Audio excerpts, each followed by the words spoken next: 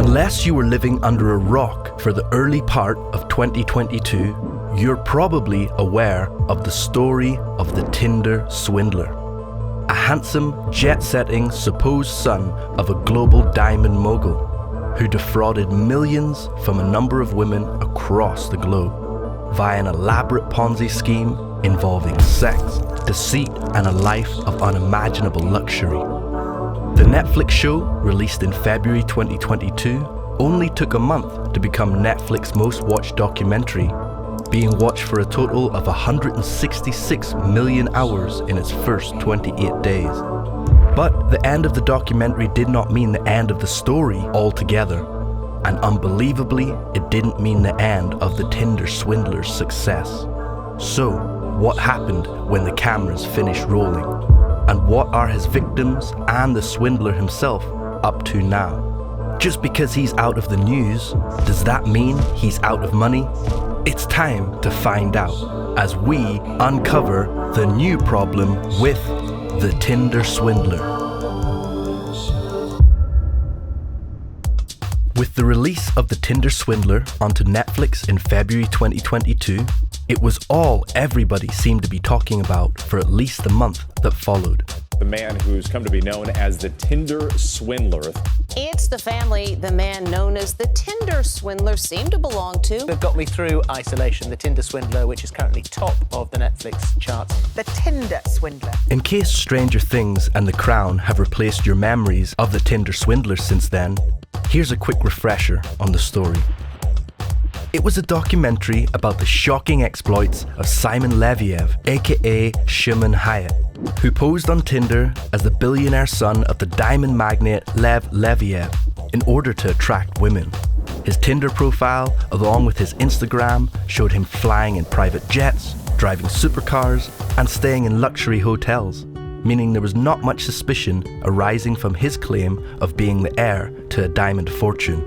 The documentary revealed that he was funding his luxurious lifestyle by borrowing money from countless girlfriends across the globe, and borrowing increasing sums which he never intended to repay.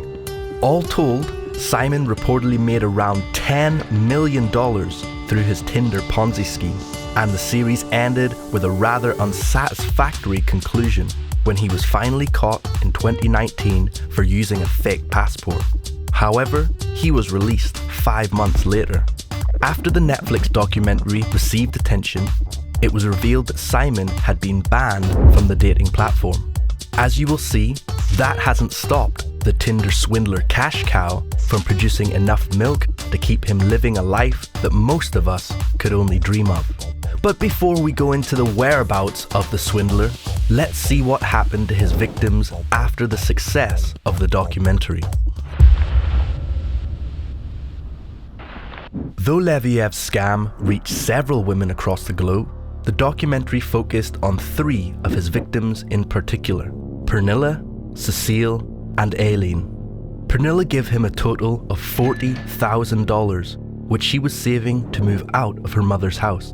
Cecile had loans she took from up to 9 different creditors in order to supply him with the money he requested, amounting to the sum of $250,000. And Aileen had also been loaning him money up to the amount of $140,000, overall totaling $430,000 in stolen funds from these 3 women alone.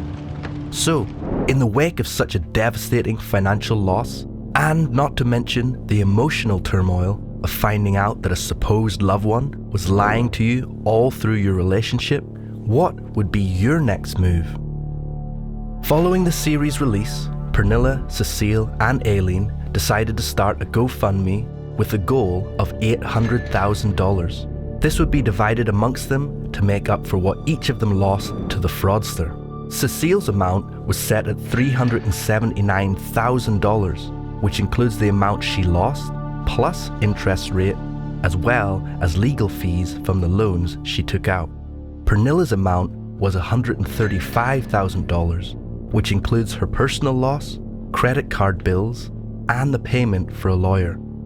Finally, Aileen's was set at $298,000, which covers interest on her loans, credit card bills, and a lawyer for the lawsuits against banks and loan companies. At the time this video was made, their GoFundMe page sits at a total amount raised of £183,289. The page ends with a simple plea: all we want are our lives back.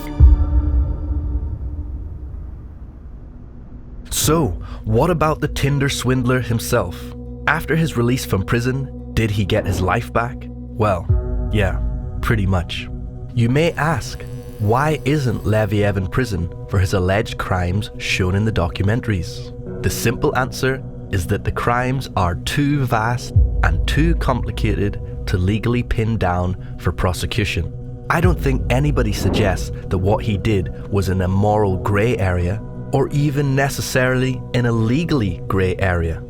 London barrister and international criminal law expert Ben Keith told the Making of a Swindler podcast, "It is just very difficult to gather enough evidence against someone who allegedly committed so many crimes across various jurisdictions. And instead of stepping out of the limelight and fading into obscurity as most ordinary people would do in the wake of such a worldwide public backlash, Leviev decided to capitalize on the success of the series. Since the airing of the program, he now claims to have several successful business ventures built from his newfound infamy, which are almost certainly making him more money than he ever allegedly made through his Ponzi scheme. His Instagram profile shows that he is back to living the A-list lifestyle, complete with jets, watches, a model girlfriend, boats, and luxury cars. According to Leviev himself, he is a legitimate businessman, working in real estate abroad and also offers business consultancy sessions. According to TMZ, he is signed with Hollywood agent Gina Rodriguez and plans to bring out his own dating show. He stands firm that the women in the Netflix documentary are lying. But this is not his only current money-making venture. TMZ also reports that he's now charging $20,000 for club appearances. Clubs in the US and abroad want to book Leviev to patronize their venues. Spots in Philadelphia, Boston, Germany, and Mexico have all asked him to make appearances. According to the outlet, in addition to the $20,000, the deal also includes bottle service, a private jet, a suite at a 5-star hotel, a black SUV car service, and 2 security guards to be with him the whole time. To add to the club appearances, he's recently made an appearance on Cameo, and users of the site are keeping him in high demand.